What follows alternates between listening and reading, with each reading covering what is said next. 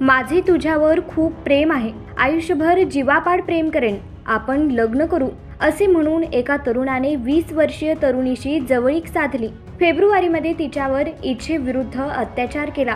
त्यानंतर वारंवार घरी कोणी नसताना शरीर संबंध केले आणि त्यातून तरुणी गरोदर राहिली. तिने विवाहासाठी विचारल्यावर टाळाटाळ करून तो तरुण पसार झाला आहे. पीडितेने सोमवारी दिनांक 4 ऑगस्ट रोजी मध्यरात्री MIDC पोलिसात धाव घेत तरुणाविरुद्ध फिर्याद दिली. पोलीस त्या तरुणाचा शोध घेत आहेत.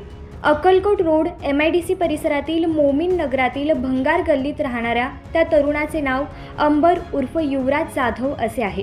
फेब्रुवारी महिन्यात एके दिवशी दुपारी 1च्या सुमारास अंबर घरी कोणी नसताना आला. त्याने प्रेमाचे व विवाहाचे आमिष दाखवून इच्छेविरुद्ध पहिल्यांदा अत्याचार केला.